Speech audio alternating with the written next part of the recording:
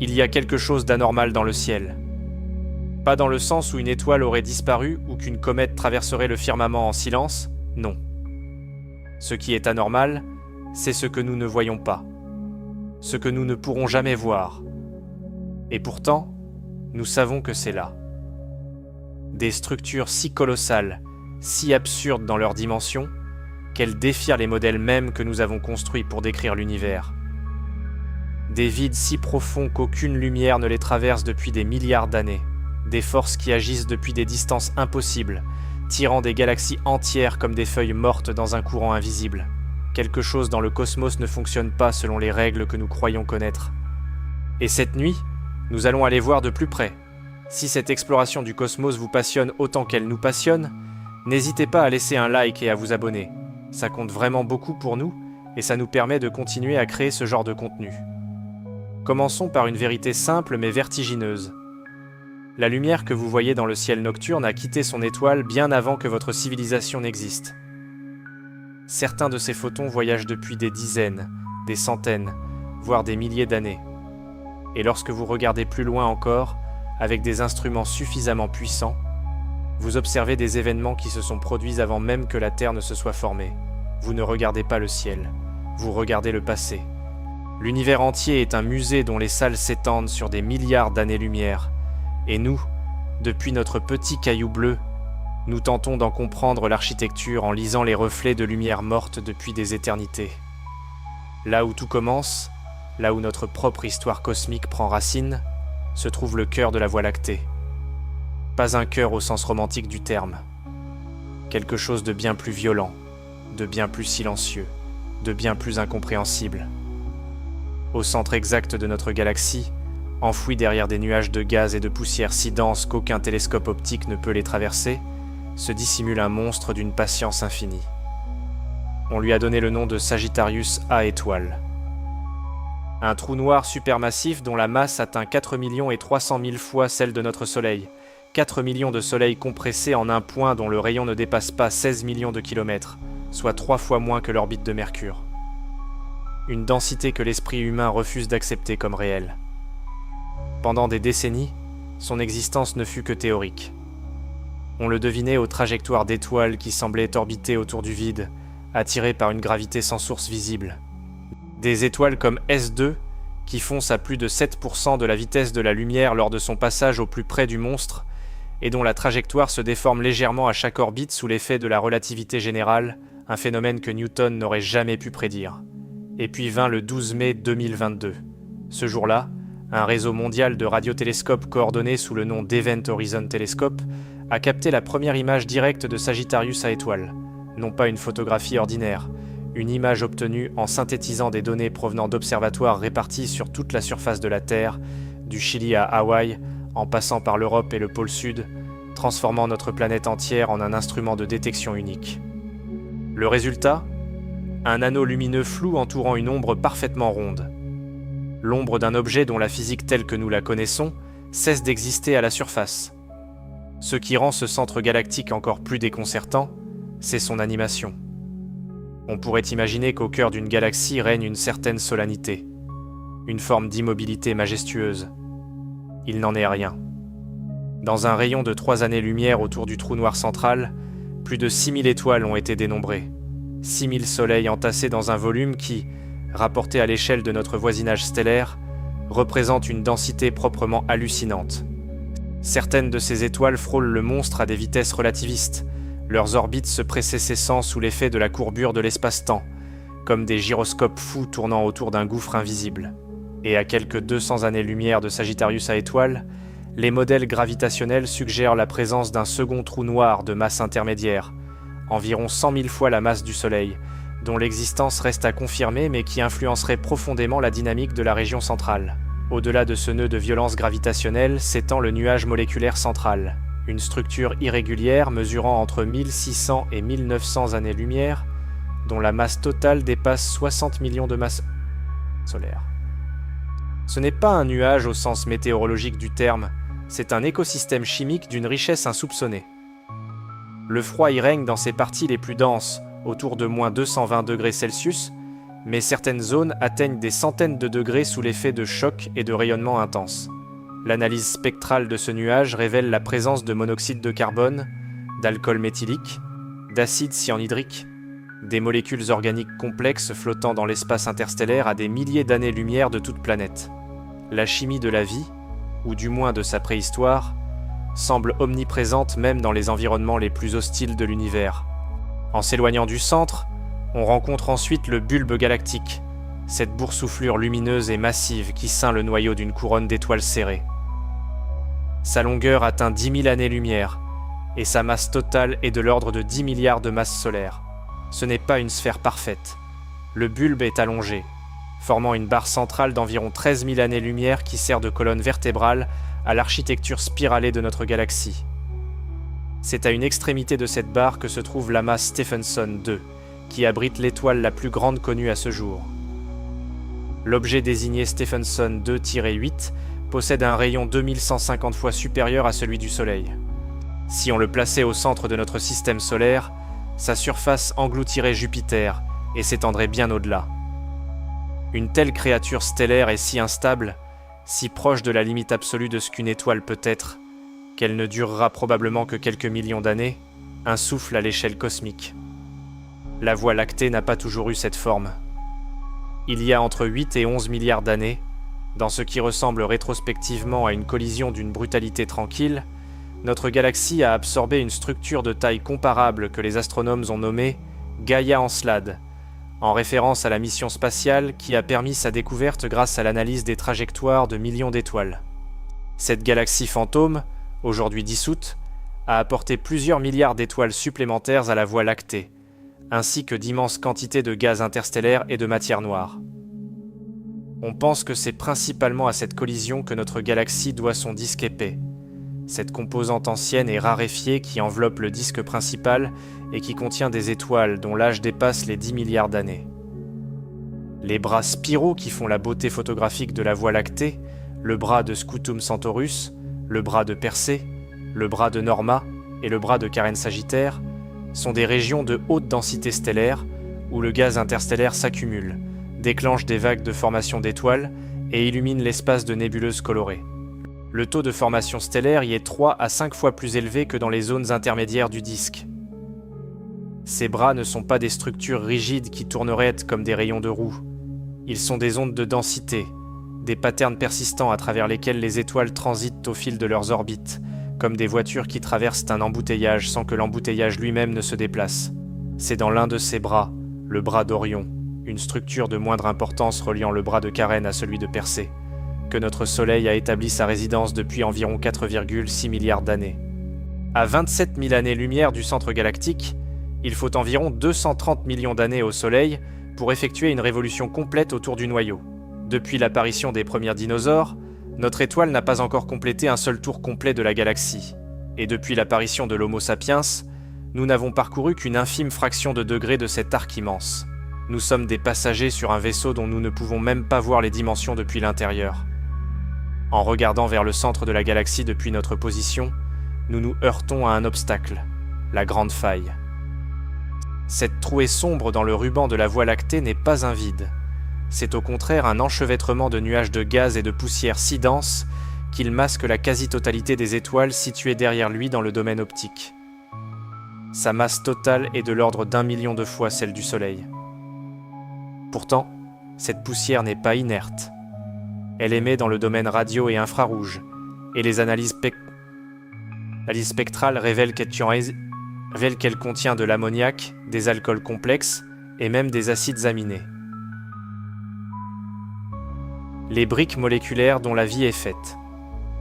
La Grande Faille est peut-être une pépinière stellaire en sommeil, attendant que des perturbations gravitationnelles suffisantes provoquent l'effondrement de ces nuages et l'allumage de milliers de nouvelles étoiles. En s'éloignant encore du disque galactique, on atteint le halo de la Voie lactée, une enveloppe sphéroïdale et diffuse qui s'étend jusqu'à 260 000 années-lumière du centre. Cette région est peuplée d'amas globulaires anciens, véritables reliques de la jeunesse de l'univers. Ces concentrations sphériques d'étoiles, certaines en contenant plusieurs centaines de milliers, sont parmi les objets les plus vieux que nous ayons jamais observés. Leurs étoiles se sont formées il y a plus de 12 milliards d'années, quand l'univers était encore dans l'enfance. Observer un amas globulaire, c'est regarder une photographie de l'aube cosmique. Le halo contient également de longs courants stellaires, des rivières d'étoiles arrachées à des galaxies naines satellites par la gravité de la Voie lactée. Le courant du Sagittaire, par exemple, décrit une ellipse presque perpendiculaire au plan galactique et entoure notre galaxie sur plusieurs centaines de milliers d'années-lumière. La galaxie naine du Sagittaire, à 500 000 années-lumière de nous, est encore en train de se faire dévorer. Dans quelques milliards d'années, il n'en restera rien. Et puis il y a l'autre halo, celui que nous ne voyons pas. Le halo de matière noire. Une enveloppe invisible qui s'étendrait jusqu'à 2 millions d'années-lumière du centre galactique, dont la masse dépasserait de loin celle de toute la matière visible de la galaxie réunie. La matière noire n'émet aucune lumière, n'en absorbe aucune, n'interagit avec le rayonnement électromagnétique d'aucune façon détectable. Sa seule trahison est gravitationnelle. Les étoiles en périphérie de la Voie lactée orbitent trop vite pour être retenues par la seule matière visible. Quelque chose d'invisible les retient. Quelque chose qui représente environ 90% de la masse totale de notre galaxie. Nous vivons dans un univers dont la grande majorité de la matière nous est fondamentalement imperceptible.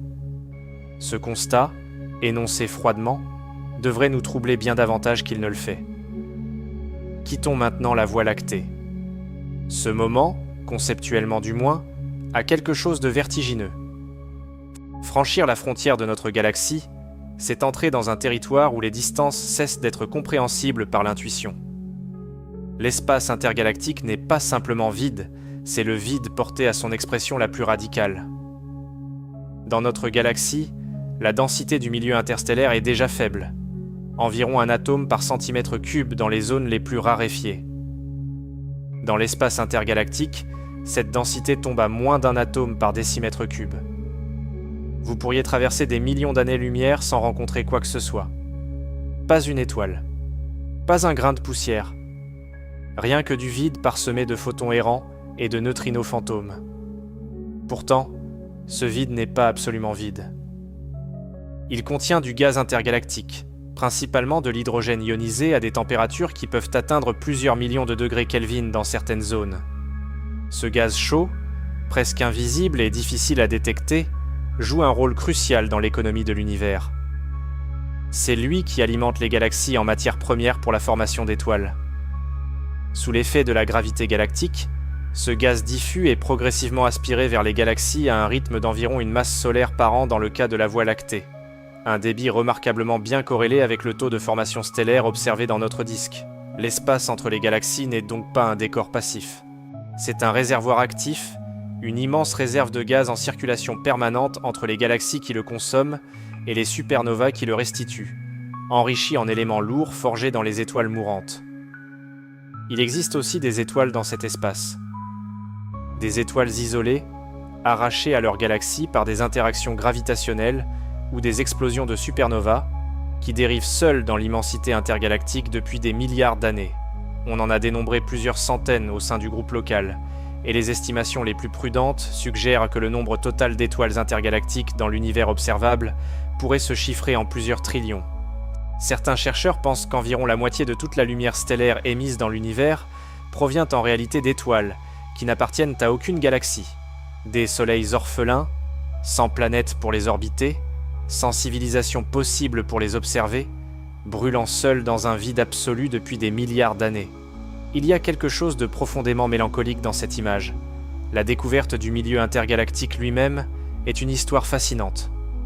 Tout a commencé dans les années 60 avec les quasars, ces noyaux galactiques actifs d'une luminosité phénoménale, si brillants qu'ils surpassent des galaxies entières malgré leur taille minuscule. En analysant leur lumière, les astronomes ont remarqué quelque chose d'étrange. Le spectre de certains quasars présentait des lacunes, des longueurs d'onde manquantes. Quelque chose entre le quasar et nos télescopes absorbait une partie de leur rayonnement. Après des années d'enquête, il s'avéra que cet absorbant invisible était le gaz du milieu intergalactique, révélant son existence par ce qu'il cache plutôt que par ce qu'il montre. L'univers invisible trahit sa présence par l'ombre qu'il projette sur la lumière des objets derrière lui. L'univers à grande échelle n'est pas une distribution uniforme de matière. C'est une structure qui ressemble, dans ses grandes lignes, à de la mousse ou à une toile d'araignée cosmique. Des filaments de matière, des concentrations linéaires de galaxies et de gaz, s'étendent sur des centaines de millions d'années-lumière, se rejoignant au nœud où se trouvent les plus grands amas de galaxies. Entre ces filaments, ces nœuds et ces feuillets plats de matière, s'étendent des vides, des régions quasi désertes dont la taille dépasse parfois plusieurs centaines de millions d'années-lumière. C'est dans cette architecture que nous existons, et c'est en comprenant ces plis et ces creux que nous commençons à appréhender l'histoire totale de l'univers. La Voie lactée n'est pas seule.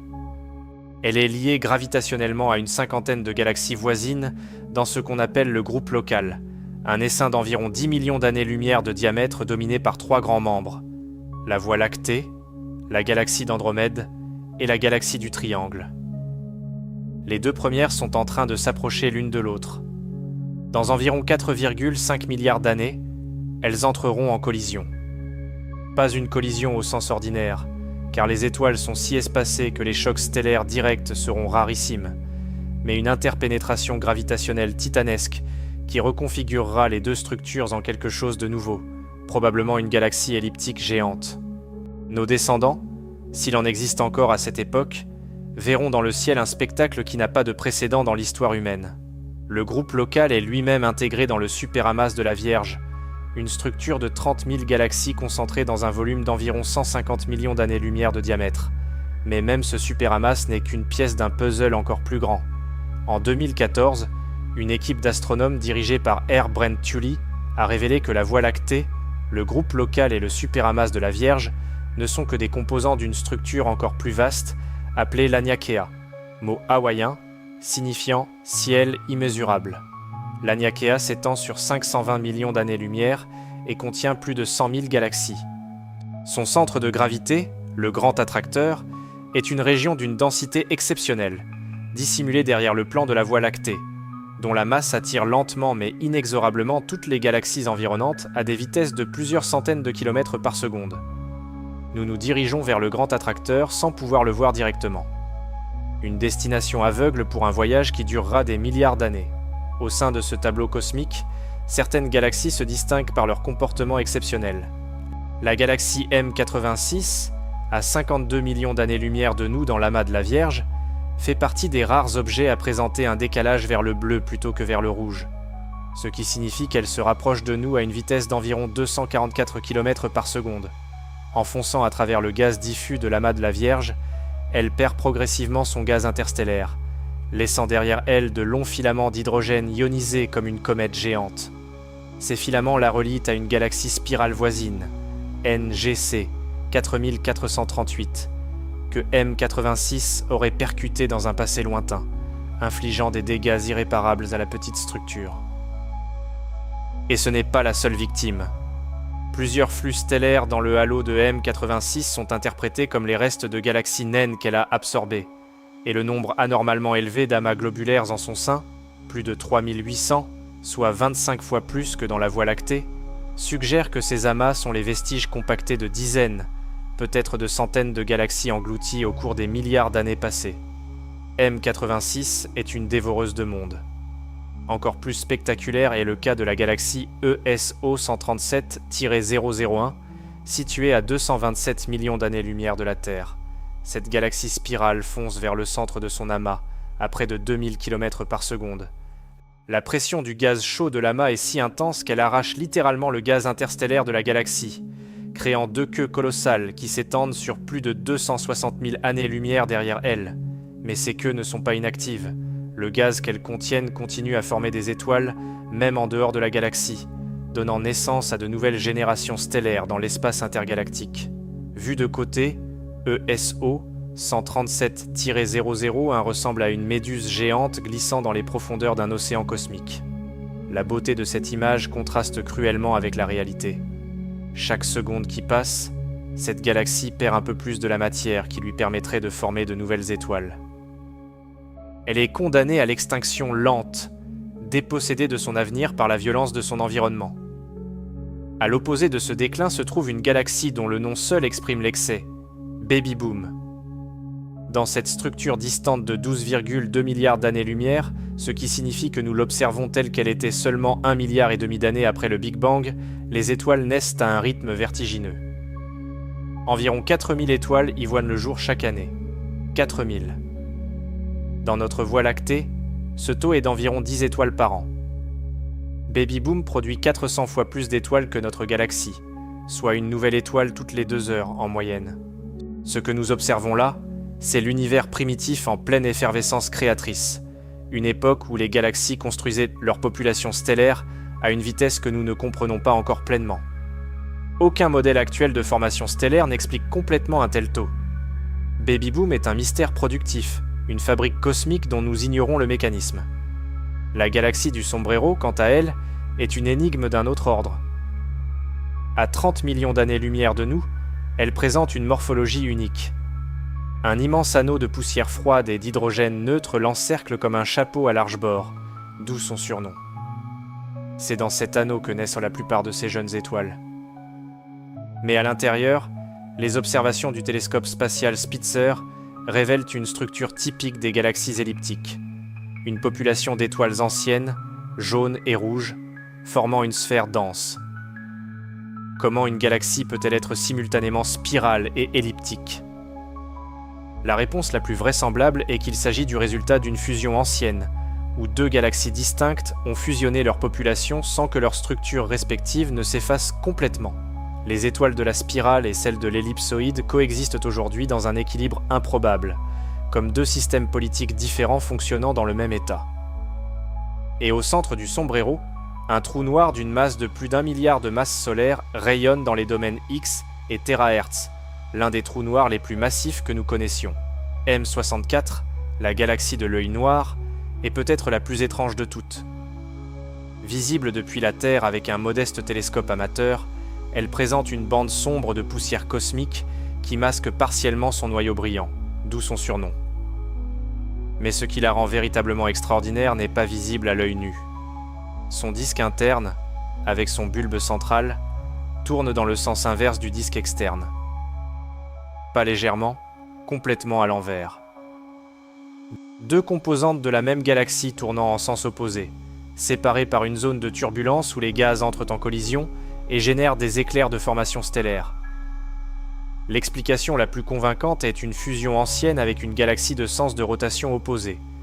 Une collision dont l'issue a été non pas une destruction, mais une coexistence bizarre, une galaxie bicéphale dont les 2 moitiés ne se sont jamais vraiment réconciliées. M64 nous rappelle que les galaxies ont des histoires, des traumatismes, des cicatrices. Mais si les galaxies individuelles sont fascinantes, c'est la structure à très grande échelle de l'univers qui force véritablement l'humilité. Imaginez que vous pouviez reculer infiniment, voyant d'abord la Voie lactée, puis le groupe local, puis le superamas de la Vierge, puis l'Aniakea, jusqu'à voir l'univers observable dans son ensemble. Ce que vous verriez ressemblerait à une toile d'araignée ou à la structure d'un cerveau, des filaments lumineux de galaxies délimitant des bulles sombres d'une taille incompréhensible. Ces bulles sont les vides cosmiques. Et il y a une vérité troublante à leur sujet. Ils ne sont pas des accidents. Ils sont le résultat prévisible de la physique des premières secondes de l'univers, quand des fluctuations quantiques minuscules dans la densité de l'énergie primordiale ont dessiné le plan directeur de tout ce qui existerait un jour. Les vides d'aujourd'hui sont les négatifs photographiques des grumeaux d'il y a 13,8 milliards d'années. Le vide local est notre voisin direct dans cette architecture. Une région de 150 millions d'années-lumière de diamètre dont le bord le plus proche se trouve à seulement 3,2 millions d'années-lumière de la Terre, si proche qu'il occupe environ 40% de notre ciel nocturne, masqué en grande partie par le plan de la Voie lactée. À l'intérieur de ce vide, les galaxies sont rares et isolées. L'une d'elles, NGC 6503, a été découverte en 1854 au nord de la constellation d'Hercule. Avec un diamètre de 30 000 années-lumière et une distance de 17 millions d'années-lumière, c'est une petite galaxie spirale d'une beauté photographique remarquable, ses bras parsemés de nébulosités rouges et bleues. Mais ce qui la distingue, c'est son isolement presque parfait. Elle se trouve au milieu du vide local, entourée de rien pendant des millions d'années-lumière dans toutes les directions. un phare solitaire dans un océan de ténèbres. Elle se rapproche lentement de nous sous l'effet gravitationnel du superamas de la Vierge, à 43 km par seconde. Dans quelques milliards d'années, elle rejoindra notre voisinage et son gaz interstellaire enrichi déclenchera une vague de formation stellaire qui doublera peut-être son nombre de jeunes étoiles. Comment ces vides se sont-ils formés ? La réponse remonte aux premières fractions de seconde après le Big Bang. L'univers primordial n'était pas parfaitement homogène. Des fluctuations quantiques, des variations aléatoires de densité à des échelles microscopiques, ont été amplifiées par l'expansion de l'univers jusqu'à devenir des hétérogénéités macroscopiques. Là où la densité était légèrement plus élevée, la gravité a attiré davantage de matière, créant des régions qui allèrent devenir des filaments et des amas. Là où la densité était légèrement plus faible, la gravité était insuffisante pour retenir la matière, qui a migré vers les régions plus denses, approfondissant le vide. Ce processus, opérant sur des milliards d'années, a sculpté la structure en mousse que nous observons aujourd'hui. Les vides ne sont pas le signe que quelque chose manque. Ils sont la preuve que la gravité a fait exactement ce que la physique prédisait, en redistribuant la matière selon des patterns que les graines quantiques primordiales avaient tracés dans la pâte chaude de l'univers naissant. Le vide du Taureau est l'un des plus grands vides connus dans notre région de l'univers. Son diamètre atteint environ 200 millions d'années-lumière, et son centre se trouve à environ 150 millions d'années-lumière de nous. Il est partiellement dissimulé par la zone d'évitement, le secteur de ciel masqué par le plan de la Voie lactée, où les étoiles et les nébuleuses de notre propre galaxie occultent les sources plus lointaines. Les études en infrarouge ont permis d'en cartographier partiellement la structure. Ce qui frappe les astronomes, c'est la netteté de sa frontière avec le superamas de Persée-Poisson qui le borde d'un côté, une transition si abrupte qu'elle semblerait devoir être causée par un nuage de poussière, sauf qu'aucune poussière n'a été détectée. La gravité seule peut-elle créer des frontières aussi tranchées ? C'est l'une des questions que les modèles actuels peinent à résoudre. À l'intérieur du vide du Taureau, 2 galaxies solitaires ont été identifiées avec certitude. UGC 2627, une spirale semblable à la Voie lactée, et UGC 2629, une galaxie naine elliptique. Elle se trouve presque au cœur du vide, à environ 185 millions d'années-lumière de nous. Séparées l'une de l'autre de quelques centaines de milliers d'années-lumière seulement, un couple improbable perdu dans un désert cosmique de 200 millions d'années-lumière de diamètre. Et puis il y a le vide KBC. Découvert en 2013 par les astronomes Keenan, Barger et Cowie, lors d'une étude visant à cartographier les distances entre galaxies, il a bouleversé plusieurs convictions cosmologiques fondamentales. Les calculs montrent que l'Aniakea et la plupart des superamas environnants sont enveloppés dans un supervide d'une taille sans précédent. Son diamètre dépasserait 2 milliards d'années-lumière. La Voie lactée se trouve à plusieurs centaines de millions d'années-lumière de son centre conditionnel, elle aussi dans le creux de cet abîme immense. Et le vide KBC ne se contente pas d'être impressionnant par sa taille. Il contient en son sein d'autres vides, le vide local, le vide du Taureau, comme des poupées russes de ténèbres emboîtées les unes dans les autres. La découverte du vide KBC a résolu un paradoxe qui tourmentait les cosmologistes depuis des années. La constante de Hubble, qui mesure le taux d'expansion de l'univers, donnait des valeurs légèrement différentes selon que l'on utilisait des objets proches ou des objets lointains pour la calculer. Les galaxies proches semblaient en s'éloigner un peu trop vite. L'explication fournie par le vide KBC est élégante. Les galaxies situées à l'intérieur d'un vide subissent une traction gravitationnelle nette vers l'extérieur du vide, vers les superamas qui l'entourent. Cette traction additionnelle s'ajoute à l'expansion cosmique normale, créant une vitesse d'éloignement légèrement supérieure à celle que l'on devrait observer. En d'autres termes, nous n'avons pas mal mesuré la constante de Hubble. Nous vivons dans un environnement cosmique qui nous fait bouger un peu plus vite que la moyenne. Notre galaxie est dans le fond d'un puits de gravité négatif, aspiré vers des rives que nous atteindrons dans des milliards d'années. Mais le vide le plus mystérieux de l'univers connu n'est pas le plus proche. C'est le vide froid du fond diffus cosmologique, une anomalie détectée dans le rayonnement fossile de l'univers, vestige du Big Bang lui-même. Ce rayonnement de fond, émis environ 380 000 ans après la naissance de l'univers, imprègne tout l'espace de manière quasi uniforme à une température de 2,7 Kelvin. Quasi uniforme, sauf dans une région précise du ciel austral. Là, dans une zone plusieurs fois plus grande que la pleine lune vue depuis la Terre, Le rayonnement de fond est inexplicablement plus froid d'environ 70 microkelvin. Ce n'est pas grand-chose en chiffres absolus, mais c'est environ 4 fois l'amplitude de la plus grande anomalie jamais enregistrée dans ce rayonnement ailleurs dans le ciel. Cette tache froide a un diamètre estimé entre 500 millions et 1 milliard d'années-lumière, et se trouve à une distance comprise entre 6 et 10 milliards d'années-lumière de nous. Elle est l'un des plus grands éléments connus de la structure à grande échelle de l'univers. Les explications proposées sont nombreuses, mais aucune n'est totalement satisfaisante. L'effet Sachs-Wolfe intégré, selon lequel les photons du rayonnement fossile perdent de l'énergie en traversant un grand supervide, peut expliquer environ un quart de l'anomalie. Le reste inexpliqué. Certains invoquent des concentrations inhabituelles de matière noire ou d'énergie sombre. D'autres, plus audacieux, suggèrent qu'il pourrait s'agir de la trace d'une collision avec un autre univers dans les premiers instants du nôtre. Une bulle parallèle ayant laissé une empreinte thermique dans le tissu de notre espace-temps primordial. Cette hypothèse est à la frontière de la physique et de la métaphysique. Elle est séduisante précisément parce qu'elle est presque invérifiable, et que si elle était vraie, ses implications seraient vertigineuses. Pendant que les théoriciens débattent de la nature des vides cosmiques et de leurs anomalies, une machine extraordinaire scrute l'univers avec une précision que les astronomes des générations précédentes n'auraient pas osé rêver. Le télescope spatial James Webb, lancé en décembre 2021 après 25 ans de développement et de retard, représente le point culminant de plusieurs décennies d'ingénierie spatiale. Sa conception même est un exploit. Un miroir primaire de 6,5 mètres de diamètre, composé de 18 segments hexagonaux en beryllium doré, repliés comme une fleur pour tenir dans la coiffe d'une fusée Ariane 5 et déployé en orbite avec une précision de quelques nanomètres. Pour protéger ces instruments infrarouges ultra-sensibles des rayonnements parasites du Soleil, de la Terre et de la Lune, il a fallu lui adjoindre un écran thermique de 5 couches, grand comme un court de tennis, et le positionner au point de Lagrange L2, à 1,5 million de kilomètres de la Terre, dans l'ombre permanente de notre planète. Les résultats obtenus depuis le début de ces opérations scientifiques en 2022 ont confirmé certaines attentes et renversé d'autres.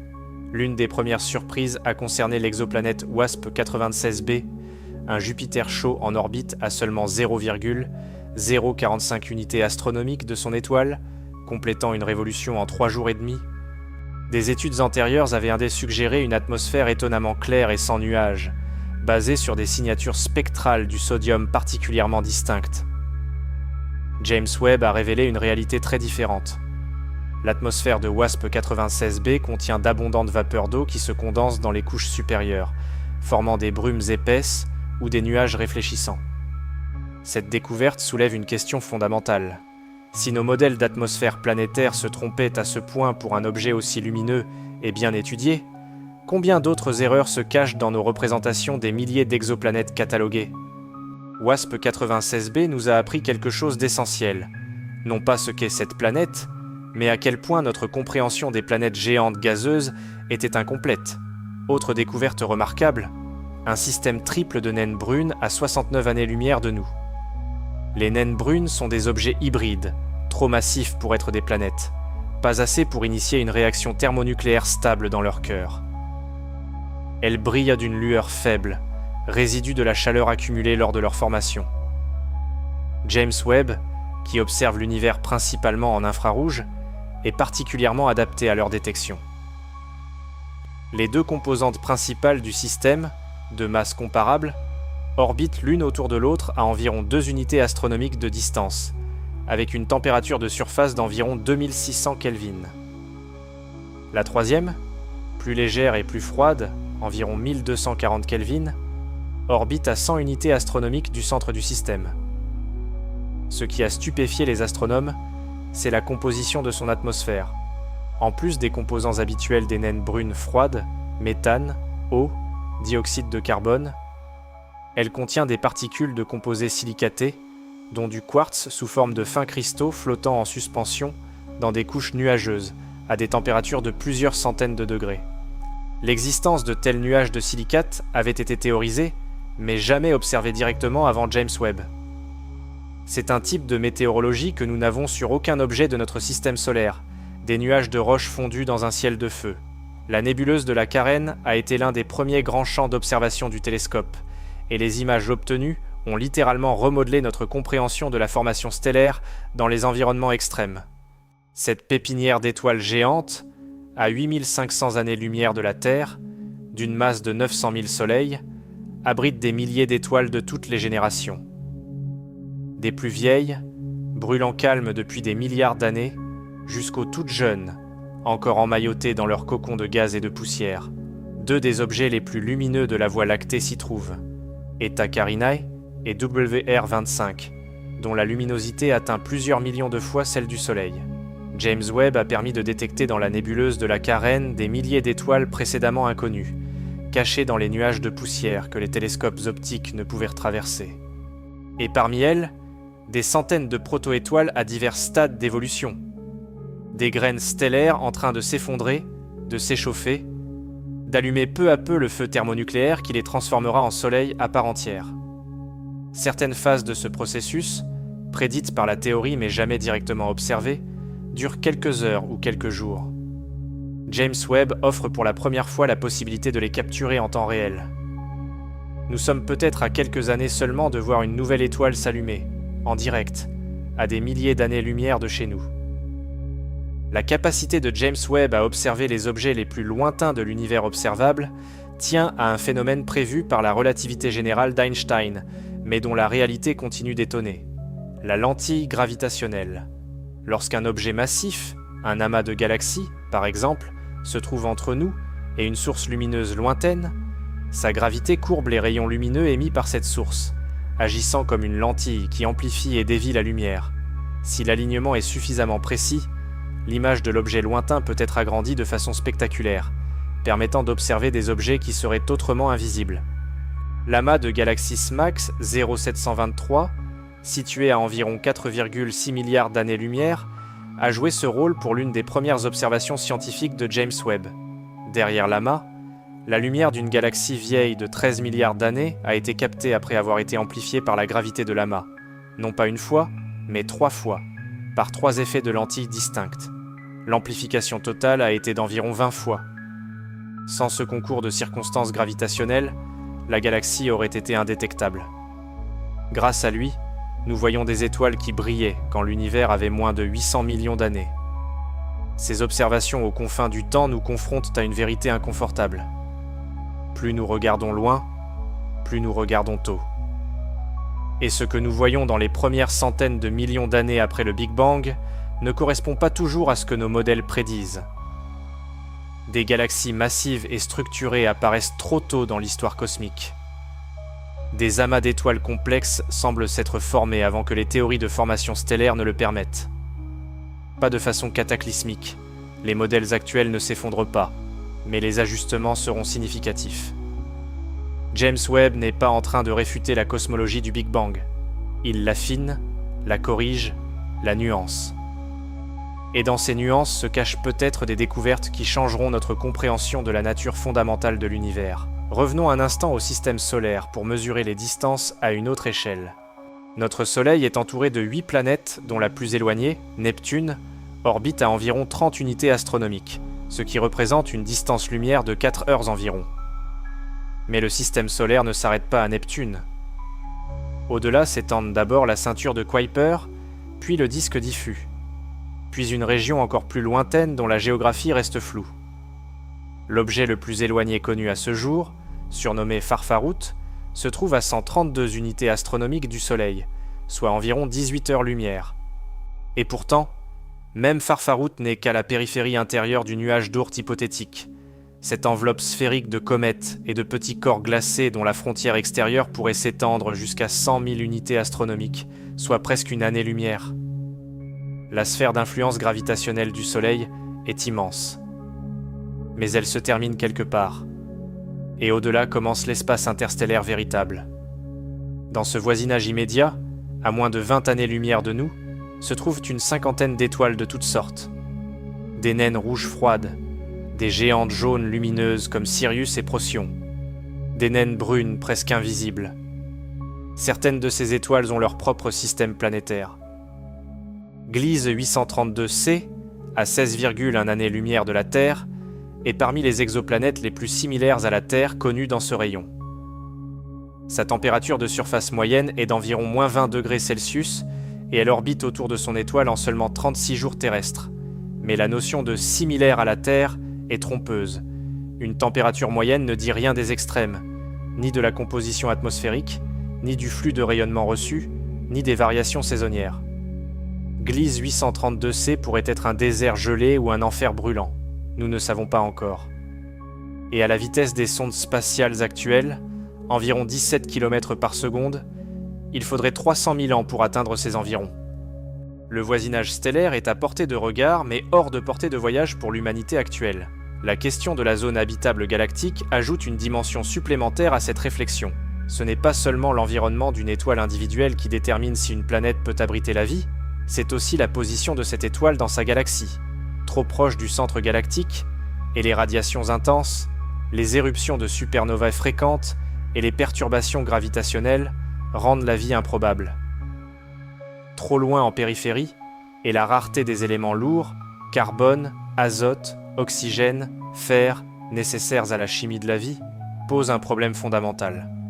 La zone habitable galactique forme un anneau d'environ 22 à 29 000 années-lumière du centre, et notre Soleil se trouve précisément dans cette zone. Ce n'est peut-être pas un hasard, ou peut-être que c'est exactement cela, une coïncidence, parmi les innombrables coïncidences qui ont rendu possible notre existence. L'existence de la grande muraille Hercule Corona Borealis met en péril quelques certitudes cosmologiques. Cette structure, découverte en 2013, s'étend sur environ 10 milliards d'années-lumière, ce qui en fait la plus grande structure connue dans l'univers observable. Selon le principe cosmologique, l'univers devrait être homogène et isotrope aux grandes échelles, c'est-à-dire qu'à partir d'une certaine taille, les grandes structures ne devraient plus exister. Des filaments de quelques centaines de millions d'années-lumière, oui. Mais 10 milliards d'années-lumière ? C'est une structure qui occupe un dixième du diamètre de l'univers observable. Sa simple existence est un problème. Soit nos modèles de formation des grandes structures sont incorrects, soit cette muraille est une illusion statistique, soit l'univers est plus complexe que nos théories ne le supposent. Chacune de ces options a des implications profondes. Et pour l'instant, aucune ne l'emporte clairement sur les autres. Aux limites de ce que nous pouvons voir, le rayonnement fossile trace la frontière du visible. Ce rayonnement, émis 380 000 ans après le Big Bang quand l'univers s'est suffisamment refroidi pour que les atomes se forment et que la lumière se libère de la matière, nous parvient de toutes les directions avec une uniformité déconcertante. Il n'y a rien au-delà de ce que nous pouvons voir avec des télescopes ordinaires, non pas parce que l'univers s'arrête là, mais parce que la lumière au-delà n'a pas encore eu le temps de nous atteindre depuis le Big Bang. L'univers observable est une sphère de 93 milliards d'années-lumière de diamètre. Mais l'univers réel, celui qui existe au-delà de ce que nous pourrons jamais observer, pourrait être infiniment plus grand. Certains modèles cosmologiques suggèrent qu'il est effectivement infini. D'autres proposent qu'il est fini mais sans frontières, comme la surface d'une sphère à 4 dimensions. Nous n'avons aucun moyen de trancher cette question avec les outils actuels. Ce qui se trouve au-delà de l'univers observable n'est pas seulement une question de distance, c'est une question de nature. Les lois physiques que nous connaissons ont-elles une portée universelle ou sont-elles locales, valables seulement dans notre région de l'univers ? La théorie de l'inflation cosmique, qui postule une expansion explosive de l'univers dans les premières fractions de seconde après le Big Bang, prédit l'existence d'un multivers, d'autres régions de l'espace-temps où l'inflation s'est terminée différemment, où les constantes physiques ont des valeurs différentes, où les lois de la nature pourraient être fondamentalement autres. Dans certains de ces univers potentiels, les conditions pourraient être trop hostiles à la formation d'atomes complexes. Dans d'autres, au contraire, des structures plus riches encore que les nôtres pourraient exister. Mais comme ces régions sont séparées de nous par une expansion inflationnaire qui les repousse à des vitesses superluminiques, aucun signal, aucune lumière, aucun neutrino, aucune onde gravitationnelle ne pourra jamais traverser la barrière. Ces univers parallèles, s'ils existent, sont par définition imperceptibles. Ce ne sont pas des hypothèses scientifiques au sens classique. Elles ne sont ni vérifiables, ni falsifiables. Elles sont à la frontière entre la physique et la métaphysique, dans cette zone de brume où la science et la philosophie cessent de se distinguer clairement. Et pourtant, certains mouvements anormaux de galaxies aux limites de l'univers observable pourraient être les indices d'une attraction gravitationnelle provenant d'au-delà. Quelque chose de massif, situé hors de notre portée observationnelle, exercerait une traction sur les structures les plus éloignées que nous puissions détecter. Si cela est confirmé, ce serait la première preuve indirecte de l'existence de matière au-delà des limites de l'univers observable, une première fissure dans le mur de l'inconnaissable. Mais peut-être la question la plus troublante n'est-elle pas celle de ce qui se trouve au-delà de l'univers? C'est celle-ci. Pourquoi l'univers est-il compréhensible? Pourquoi les mathématiques, inventées par des primates intelligents sur un caillou orbital d'une étoile ordinaire dans une galaxie banale, décrivent-elles avec une précision stupéfiante le comportement de trous noirs, d'ondes gravitationnelles, de fluctuations quantiques et de filaments cosmiques à des milliards d'années-lumière? Pourquoi l'univers obéit-il à des règles que nous pouvons découvrir? Ce n'est pas une évidence. Dans un univers aléatoire, il n'y aurait aucune raison pour que nos cerveaux, façonnés par l'évolution darwinienne pour la survie dans la savane africaine, soient capables de saisir les structures fondamentales du cosmos. Et pourtant, ils le peuvent. Cette correspondance entre l'intelligence humaine et la structure de l'univers est peut-être le mystère le plus profond de tous. Plus profond que les vides cosmiques, plus profond que la matière noire, plus profond que l'origine du Big Bang lui-même. Nous voilà revenus à la nuit, à ce ciel que nos ancêtres regardaient avec émerveillement sans en comprendre la nature. Ils y voyaient des dieux, des présages, des récits. Nous y voyons des trous noirs, des exoplanètes, des nébuleuses, des supervides, des filaments galactiques. Nous y voyons l'architecture de l'espace-temps lui-même, courbé par la gravité, tendu par l'expansion, traversé de radiations et de particules invisibles. Et pourtant, malgré tout ce que nous avons appris, et nous avons appris une quantité extraordinaire en un temps cosmologiquement ridicule, l'univers reste infiniment plus grand que notre compréhension. Pour chaque question à laquelle nous avons répondu, 10 nouvelles sont apparues. La carte que nous dressons de l'univers grandit, mais ses marges blanches grandissent plus vite encore. Quelque chose dans cette disproportion devrait nous remplir non pas de désespoir, mais de fascination. Nous vivons à une époque unique dans l'histoire de l'humanité, peut-être unique dans l'histoire de la vie intelligente dans l'univers observable. Une époque où nous avons des instruments assez puissants pour observer les premières galaxies et assez précis pour analyser les atmosphères d'exoplanètes à des dizaines d'années-lumière. Une époque où nous commençons à mesurer les ondes gravitationnelles émises par la fusion de trous noirs à des milliards d'années-lumière, percevant ainsi l'univers par un sens entièrement nouveau, impossible à imaginer il y a encore un siècle. Une époque où nous cartographions la structure à grande échelle du cosmos et découvrons des anomalies qui remettent en question nos modèles les mieux établis. Et dans cette époque, dans cette nuit particulière, dans cet instant précis où vous êtes là à regarder le ciel ou à écouter ces mots, vous faites partie de quelque chose d'extraordinaire. Vous êtes un morceau de l'univers qui prend conscience de lui-même. Votre corps est fait d'atomes forgés dans des étoiles mortes depuis des milliards d'années, dans des supernovas dont l'écho s'est dissous dans le vide il y a une éternité. Le carbone de votre ADN, le calcium de vos os, le fer de votre sang, tout cela a été synthétisé dans des fournaises nucléaires stellaires et dispersé par des explosions cataclysmiques avant d'être réassemblé, par le hasard et la nécessité, en une créature capable de comprendre d'où elle vient. Il n'y a pas de plus belle histoire que celle-là. Pas de mystère plus profond que celui de l'univers contemplant sa propre existence à travers vos yeux. La lumière des étoiles les plus lointaines que James Webb a capturées a voyagé 13 milliards d'années pour atteindre ces miroirs dorés. Elle a traversé le vide entre les galaxies, franchi les filaments et les vides, subi le décalage vers le rouge de l'expansion cosmique, et finalement touché un instrument construit par des êtres qui n'existaient pas encore quand elle a commencé son voyage. Si cela ne suffit pas à donner le vertige, rien ne le fera. L'univers n'attend pas que nous soyons prêts à le comprendre. Il évolue, s'étend, brûle et refroidit, crée et détruit, à des cadences et à des échelles qui rendent notre civilisation invisible. Et pourtant, nous sommes là. Nous regardons. Nous posons des questions. Et lentement, laborieusement, magnifiquement, nous comprenons. Il faut s'arrêter un instant sur ce que signifie vraiment l'expression « voir loin dans l'univers ». Nous parlons souvent de distance, 100 millions d'années-lumière, 1 milliard d'années-lumière, comme si elles étaient simplement des mesures spatiales, comme si regarder loin équivalait simplement à regarder avec un instrument plus puissant. Mais ce n'est pas tout à fait exact. Regarder loin dans l'univers, c'est regarder dans le temps. Chaque photon qui atteint nos détecteurs transporte avec lui une empreinte temporelle.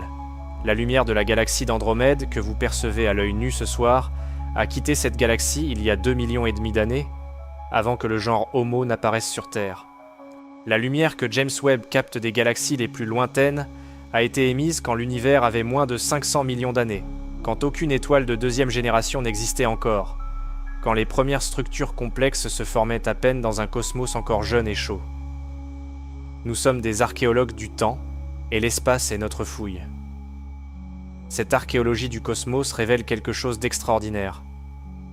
L'univers n'a pas toujours ressemblé à ce qu'il est aujourd'hui. Il y a 10 à 12 milliards d'années, le taux de formation stellaire dans les galaxies était plusieurs dizaines de fois supérieur à ce qu'il est maintenant.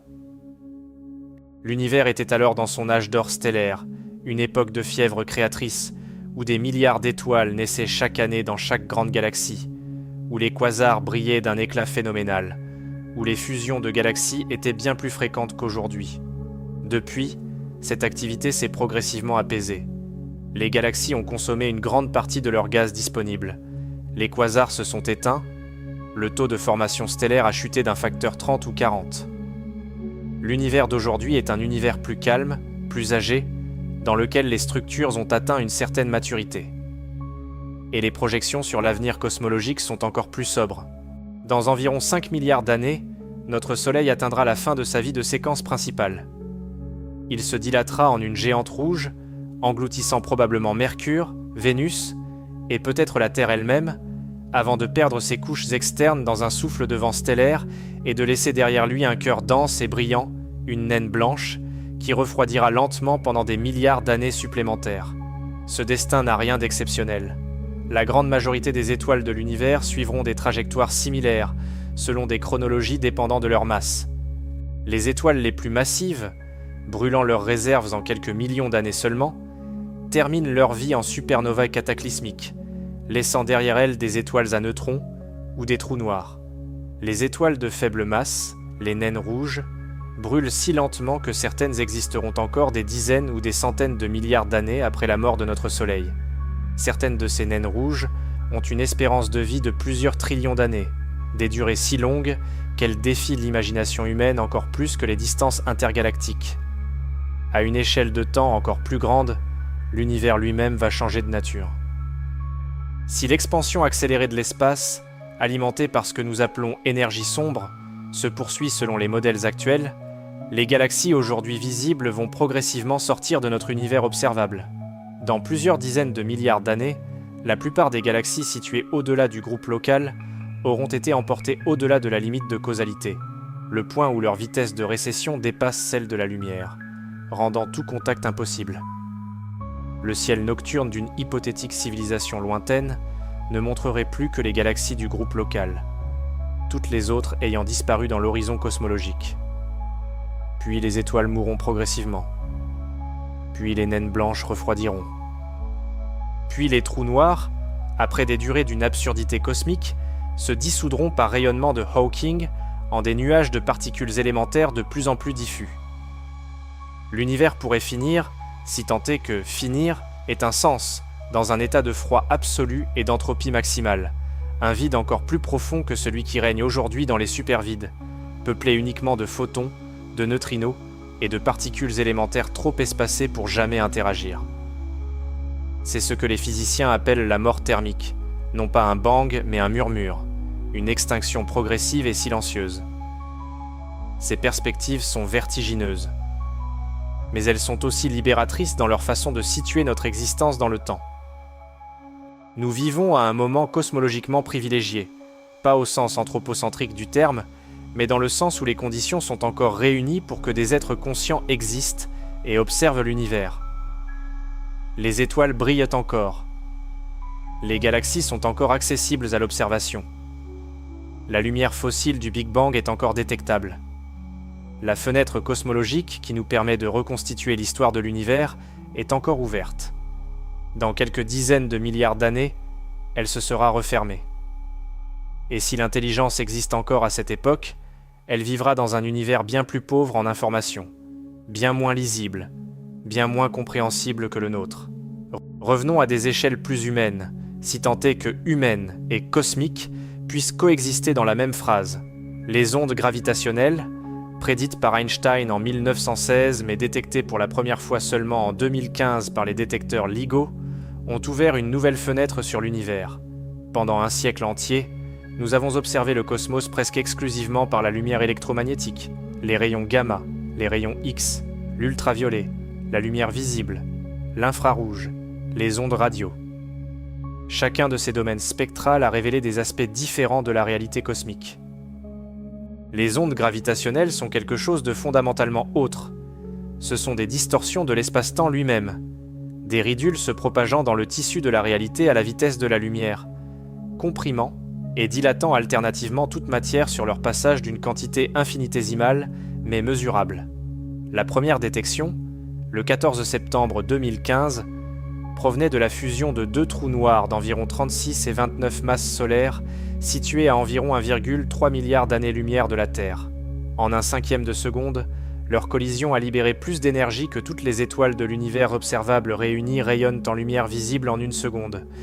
Cette énergie phénoménale a traversé 1 milliard d'années-lumière de vide et de matière pour arriver à nos détecteurs avec une amplitude de moins d'un millième du diamètre d'un proton. Détecter quelque chose d'aussi faible est l'un des exploits de mesure les plus extraordinaires de l'histoire des sciences. Depuis, des dizaines d'autres événements gravitationnels ont été détectés, des fusions de trous noirs, des fusions d'étoiles à neutrons, peut-être des événements d'une nature encore inidentifiée. L'astronomie gravitationnelle en est à ses premiers balbutiements. Les détecteurs de prochaine génération, dont l'observatoire spatial LISA prévu pour les années 2030, seront capables de détecter des ondes gravitationnelles provenant de la fusion de trous noirs supermassifs dans des galaxies distantes, du mouvement d'étoiles autour du trou noir central de la Voie lactée, et peut-être, d'événements qui remontent aux premières fractions de seconde après le Big Bang, au-delà du mur de plasma opaque que même le rayonnement fossile ne peut traverser. Car il y a un mur dans l'histoire de l'univers que la lumière ne peut pas franchir. 380 000 ans après le Big Bang, l'univers était encore assez chaud et dense pour que les photons restent piégés dans un plasma opaque, incapable de voyager librement. C'est à ce moment, la recombinaison, que l'univers est devenu transparent et que la lumière a pu se propager librement pour la première fois. Le rayonnement fossile que nous observons aujourd'hui est l'empreinte de cet instant. Mais les 380 000 premières années restent dans l'obscurité, pas parce qu'il ne s'y est rien passé, mais parce que la lumière ne peut pas nous en informer. Les ondes gravitationnelles, elles, ne sont pas freinées par la matière. Elles traversent tout. Si nous arrivons à détecter des ondes gravitationnelles primordiales, émises dans les premières fractions de seconde après le Big Bang, nous pourrions voir directement dans ces premiers instants, au-delà du mur de lumière. Ce serait l'une des découvertes les plus révolutionnaires de l'histoire humaine. La matière noire, cette composante invisible qui représente environ 26% du contenu énergétique total de l'univers, reste l'une des énigmes les plus profondes de la physique moderne. Nous savons qu'elle existe, les courbes de rotation des galaxies, les lentilles gravitationnelles, la structure à grande échelle du cosmos, tout le confirme avec une cohérence remarquable. Mais nous ne savons pas ce qu'elle est. Les candidats théoriques sont nombreux, des particules massives interagissant faiblement avec la matière ordinaire, appelées WIMPs, des actions, particules hypothétiques extrêmement légères, des stérilinos, des trous noirs primordiaux formés dans les premiers instants de l'univers. Des expériences souterraines, des collisionneurs de particules, des télescopes spatiaux cherchent ces particules depuis des décennies, sans succès décisif à ce jour. La matière noire résiste à toutes nos tentatives de la saisir directement. Elle se manifeste uniquement par ses effets gravitationnels, comme une présence que l'on ne peut percevoir que par l'ombre qu'elle projette. L'énergie sombre est encore plus mystérieuse. Représentant environ 68% du contenu de l'univers, Elle est responsable de l'accélération de l'expansion cosmique découverte à la fin des années 90. Une découverte qui a valu le prix Nobel de physique en 2011 à ses découvreurs. Mais ce qu'est l'énergie sombre, nous l'ignorons presque totalement. L'interprétation la plus simple, une constante cosmologique, une énergie inhérente au vide de l'espace, est cohérente avec les observations, mais elle pose un problème théorique majeur. La valeur observée de cette constante est environ 120 ordres de grandeur plus faible que ce que la théorie quantique des champs prédit pour l'énergie du vide. 120 ordres de grandeur, c'est-à-dire un facteur d'un suivi de 120 zéros. C'est le plus grand désaccord entre théorie et observation de toute l'histoire de la physique. Soit nous ne comprenons pas l'énergie sombre, soit nous ne comprenons pas la mécanique quantique, soit quelque chose d'encore plus fondamental nous échappe. Des missions récentes comme le télescope Euclide, lancé en 2023, visent précisément à caractériser l'énergie sombre avec une précision inégalée, en cartographiant la distribution des galaxies sur des milliards d'années-lumière et en mesurant avec précision la façon dont l'expansion de l'univers a évolué au fil du temps. Si l'énergie sombre varie dans le temps ou dans l'espace, si elle n'est pas une constante mais un champ dynamique, Euclide pourrait le détecter. Ce serait une révolution. Mais si elle reste parfaitement compatible avec une simple constante cosmologique, nous serons confrontés à un paradoxe théorique encore plus profond. Dans un cas comme dans l'autre, la physique fondamentale sera défiée. La cosmologie des ondes gravitationnelles, la chasse à la matière noire, la cartographie de l'énergie sombre, l'observation des premières galaxies, toutes ces quêtes convergent vers une même question fondamentale. D'où venons-nous ? Comment un univers qui était une fraction de seconde après le Big Bang, un plasma de quarks et de gluons à des températures de milliards de degrés, a-t-il pu produire des atomes, des étoiles, des planètes, des molécules organiques, des cellules, des organismes multicellulaires, des vertébrés, des primates, des hominidés, des êtres conscients capables de poser cette question ? La chaîne causale qui relie le Big Bang à la conscience humaine est la plus longue et la plus complexe de toutes celles que la science ait jamais tenté de reconstituer. Chaque maillon de cette chaîne repose sur des conditions très précises. Si la constante gravitationnelle avait été légèrement différente, les étoiles ne se seraient pas formées, ou auraient débrûlé si vite qu'aucune planète n'aurait eu le temps de se former autour d'elle. Si la constante de couplage des forces nucléaires avait été différente, les atomes complexes n'auraient pas pu exister. Si le rapport entre matière et antimatière dans le premier univers avait été parfaitement symétrique, les deux se seraient annihilés mutuellement, laissant un univers de photons purs sans aucune matière.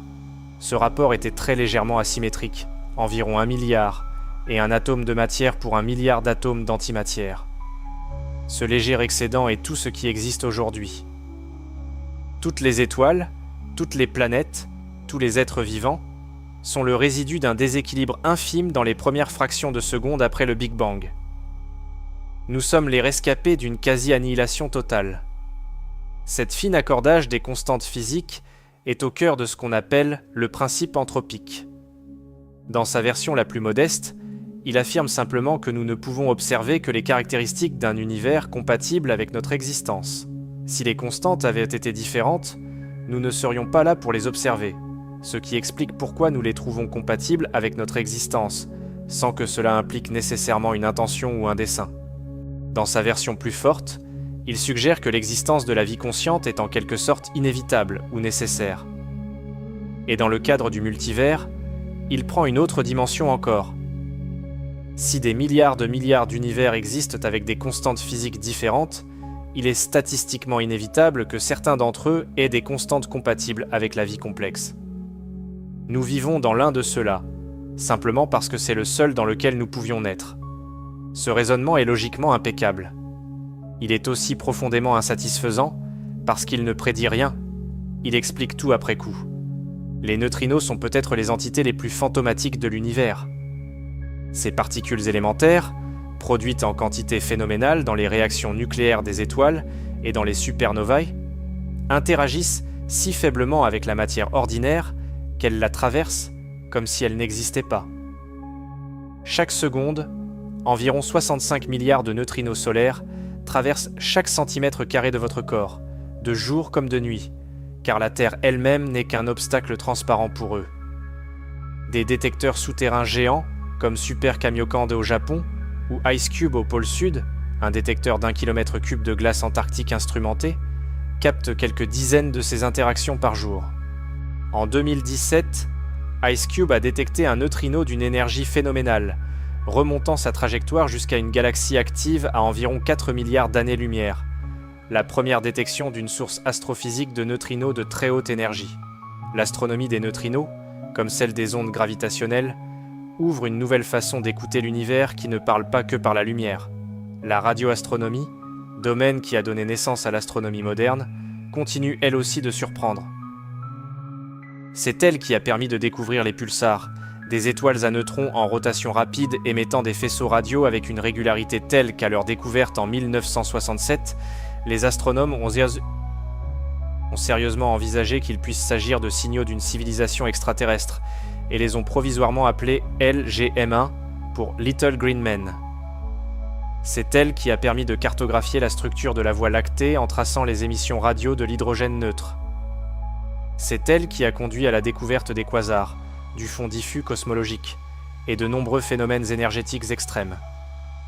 Et c'est elle qui est aujourd'hui au cœur de certaines des enquêtes les plus intrigantes en astrophysique. Les sursauts radiorapides, ou FRB. Les sursauts radiorapides sont des éclairs de rayonnement radio d'une durée de quelques millisecondes, d'une brillance phénoménale, dont la source est extragalactique. Le premier a été découvert en 2007 dans des données archivées du radiotélescope de Parkes, en Australie. Depuis, des centaines en ont été catalogués, dont certains se répètent de façon périodique ou irrégulière depuis la même source. Leur mécanisme de production est encore débattu. On évoque des magnétars, des étoiles à neutrons dotées de champs magnétiques d'une intensité inimaginable, dont les réarrangements catastrophiques de la croûte libèrent des quantités colossales d'énergie en des durées infimes. En 2020, un sursaut radiorapide a été détecté pour la première fois dans notre propre galaxie, provenant d'un magnétar connu, une confirmation partielle de cette hypothèse.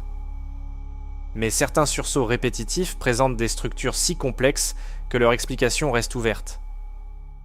En attendant une compréhension complète, les FRB servent d'outils cosmologiques. Leur dispersion dans le milieu intergalactique permet de mesurer la densité de matière baryonique entre leur source et nous, avec une précision croissante. La recherche de vie extraterrestre est peut-être la question scientifique la plus chargée émotionnellement et culturellement. Elle se décline à plusieurs niveaux. Au niveau le plus fondamental, il y a la question de la vie microbienne dans le système solaire, sur Mars, dont le sol et le sous-sol pourrait encore abriter des traces de la vie qui y a peut-être existé il y a 3 à 4 milliards d'années quand elle était plus chaude et plus humide. Dans l'océan souterrain d'Europe, la lune de Jupiter, maintenue liquide par les forces de marée de la géante gazeuse. Dans les geysers d'Encelade, la lune de Saturne, dont les panaches de vapeur d'eau contiennent des molécules organiques complexes et des indices de réactions chimiques favorables à la biochimie. Les missions spatiales actuelles et futures, Mars Sample Return, Europa Clipper, Dragonfly vers Titan, s'attaquent directement à ces questions. À une échelle plus lointaine, il y a la recherche de biosignatures dans les atmosphères des exoplanètes, des signatures chimiques comme l'oxygène, l'ozone, le méthane, le phosphine, qui pourraient indiquer la présence de processus biologiques. James Webb a déjà détecté des molécules organiques dans des atmosphères d'exoplanètes, et les télescopes de prochaine génération comme le télescope extrêmement grand de l'ESO, dont le miroir de 39 mètres est en cours de construction au Chili, auront la capacité de caractériser les atmosphères de planètes de taille terrestre dans les zones habitables d'étoiles proches. Nous pourrions avoir une réponse à la question de la vie extraterrestre microbienne dans les décennies qui viennent, où nous pourrions regarder 100 atmosphères d'exoplanètes et n'y trouver que des gaz inertes, ce qui serait aussi une réponse, peut-être plus troublante encore. Car le silence de l'univers, le paradoxe de Fermi, est une énigme qui résiste à toutes les tentatives de résolution. Si la vie intelligente est commune dans l'univers, où est-elle ? Dans une voie lactée vieille de 13 milliards d'années, contenant plusieurs centaines de milliards d'étoiles dont une fraction significative possède des planètes dans leur zone habitable, des civilisations technologiques auraient eu des milliards d'années d'avance sur nous pour se développer et coloniser, ou au moins signaler leur existence. Et pourtant, nous n'avons détecté aucun signal, aucune preuve, aucun artefact. La recherche de signaux radio intelligents menée depuis les années 60 dans le cadre du programme SETI n'a produit qu'un silence radio entrecoupé d'un seul signal mystérieux, le signal WOW, détecté en 1977 d'une durée de 72 secondes, jamais répété, jamais expliqué. Ce silence peut s'interpréter de nombreuses façons. La vie intelligente est peut-être rare, la communication radio peut être obsolète pour les civilisations avancées, les distances peuvent être trop grandes, ou peut-être existe-t-il un filtre, une barrière évolutive ou physique, que peu de civilisations franchissent. Le silence n'est pas une preuve d'absence, mais il pose une question dont la réponse, quelle qu'elle soit, sera l'une des plus importantes de l'histoire humaine. Imaginons un instant, pur exercice de pensée, que nous recevions demain un signal indubitablement artificiel en provenance d'une étoile à 30 années-lumière. Un signal structuré, répétitif, portant une information complexe. 30 années-lumière de distance signifie que ce signal a quitté sa source 30 ans avant d'arriver à nos antennes. Notre réponse prendra 30 ans pour leur parvenir. 60 ans pour un échange aller-retour. Des civilisations entières pourraient naître, s'épanouir et disparaître dans ce délai. Tout contact entre civilisations séparées par des distances stellaires serait structurellement asynchrone, profondément différent de tout ce que nous appelons communication. Ce ne serait pas un dialogue. Ce serait l'envoi de messages dans des bouteilles lancées dans un océan si immense que les réponses arrivent à des générations différentes de celles qui ont posé les questions. Et pourtant, même cela serait une révolution absolue. Savoir que nous ne sommes pas seuls dans un univers qui nous a longtemps semblé résolument silencieux. Les étoiles naissent, vivent et meurent. Les galaxies se forment, fusionnent et évoluent. Les amas se dispersent sous l'effet de l'expansion. Les vides grandissent et se vident encore davantage. Les filaments s'allongent et s'affinent. Et au cœur de tout cela, dans un bras secondaire d'une galaxie spirale barre d'ordinaire, orbiting à 27 000 années-lumière de son centre, sur la troisième planète d'une étoile de type G parmi des centaines de milliards, une espèce récemment apparue pointe ses instruments vers le ciel et tente de lire dans l'immensité une histoire dont elle est simultanément le lecteur et un personnage minuscule. Cette double position, observateur et observé, contenu dans l'univers et tentant de le comprendre de l'intérieur, est peut-être la définition la plus juste de la condition humaine. La beauté de la cosmologie moderne tient dans cette tension permanente entre ce que nous savons et ce que nous ignorons. Nous savons que l'univers a environ 13,8 milliards d'années avec une précision de moins d'1%. Nous savons que sa géométrie est plate à une précision de moins de 5 pour 1000. Nous savons que sa composition est d'environ 5% de matière ordinaire, 26% de matière noire et 69% d'énergie sombre. Nous connaissons la composition chimique des étoiles à des milliers d'années-lumière de nous. Nous avons cartographié la distribution des galaxies sur des milliards d'années-lumière. Nous avons observé des trous noirs en train d'avaler des étoiles en temps quasi réel. Nous avons détecté des ondes gravitationnelles de la fusion de corps compacts à des milliards d'années-lumière. C'est une accumulation de connaissances d'une richesse sans précédent dans l'histoire humaine. Et en même temps, nous ignorons ce qu'est la matière noire. Nous ignorons la nature de l'énergie sombre. Nous ignorons si l'univers est infini ou fini. Nous ignorons ce qui a précédé le Big Bang, ou si cette question a un sens. Nous ignorons si nous sommes seuls. Nous ignorons ce qui se trouve au-delà de l'horizon cosmologique. Chacun de ces mystères est le territoire d'une science future, d'une génération future de chercheurs qui auront des instruments que nous ne savons pas encore imaginer. Les télescopes du futur proche sont déjà en construction ou en développement. Le télescope extrêmement grand de l'ESO, dont l'ouverture de 39 mètres en fera l'œil optique le plus puissant jamais construit, permettra d'observer directement la lumière réfléchie par des exoplanètes terrestres proches et d'analyser leur atmosphère. Le VERAC Rubin Observatory, dont le grand miroir de 8,4 mètres balayera tout le ciel austral toutes les quelques nuits pendant 10 ans, produira un film en accéléré de l'univers local, capturant des supernovae, des astéroïdes, des étoiles variables, des événements transitoires d'une variété que nous ne pouvons pas encore anticiper. Le Square Kilometre Array, un réseau de milliers d'antennes radio réparties sur des milliers de kilomètres en Afrique du Sud et en Australie, sera l'oreille radio la plus sensible jamais construite, capable de détecter des signaux d'une faiblesse qui dépasserait toute imagination avec les technologies actuelles. Et dans l'espace, le successeur de James Webb, peut-être un télescope de 18 mètres encore, permettrait d'observer des objets d'une ancienneté et d'une distance dépassant tout ce que nous avons jamais atteint. Ces instruments ne sont pas des améliorations marginales. Chacun représente un saut qualitatif dans notre capacité à lire l'univers. Et chaque saut de ce type dans l'histoire de l'astronomie a produit des découvertes qui ont renversé des certitudes. Galilée pointait sa lunette vers Jupiter et découvrait des lunes, prouvant que tous les corps célestes ne tournaient pas autour de la Terre. Herschel cartographiait les étoiles et découvrait que le Soleil n'était pas au centre de la Voie lactée. Hubble observait des nébuleuses et découvrait qu'elles étaient des galaxies extérieures, révélant l'existence d'un univers bien plus vaste que quiconque ne l'avait imaginé. Penzias et Wilson captaient un signal radioparasite et découvraient le rayonnement fossile du Big Bang, confirmant la théorie cosmologique standard. Rees, Perlmutter et Schmidt observaient des supernovae lointaines et découvraient que l'expansion de l'univers accélérait, révélant l'existence de l'énergie sombre. À chaque fois, un instrument nouveau a ouvert une fenêtre que personne ne savait fermer, et une réalité insoupçonnée a surgi de derrière le rideau de l'ignorance. La prochaine grande découverte nous attend quelque part dans les données, peut-être déjà enregistrées, attendant d'être analysées dans les immenses archives de données de James Webb ou des détecteurs gravitationnels. Peut-être que les prochains mois apporteront la confirmation de la détection de biosignatures dans l'atmosphère d'une exoplanète. Peut-être que les prochaines années verront la détection directe de particules de matière noire dans les détecteurs souterrains. Peut-être que les prochaines décennies livreront les premiers signaux gravitationnels du Big Bang, nous offrant une fenêtre sur les tout premiers instants de l'univers.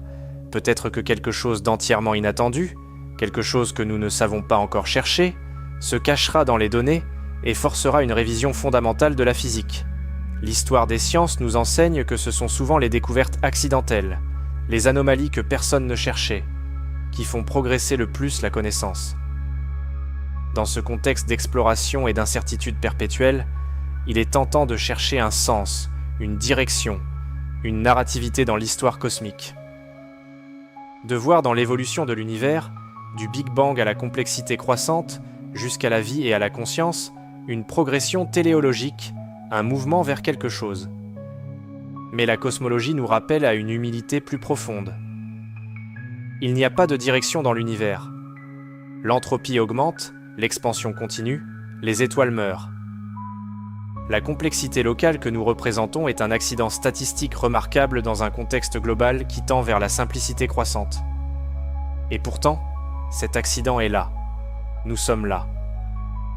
Et le fait que nous soyons capables de poser ces questions, de nous demander d'où nous venons, où nous allons, ce que nous sommes dans ce vaste cosmos, est peut-être, dans l'absence de tout sens cosmique objectif, la chose la plus remarquable de tout l'univers observable. Le ciel nocturne n'est pas une toile statique. C'est un film dont chaque photon est une image venue du passé, dont chaque étoile est un chapitre d'une histoire qui dure depuis presque 14 milliards d'années, dont chaque vide est une absence qui en dit autant sur l'univers que les présences les plus lumineuses. Il y a dans cette idée quelque chose qui mérite d'être développé plus soigneusement. Chaque fois que nous regardons le ciel, nous ne voyons pas l'univers tel qu'il est. Nous voyons l'univers tel qu'il était. Et plus nous regardons loin, plus le décalage temporel est grand. La lumière de la Lune a 2 secondes environ. Celle du Soleil, 8 minutes.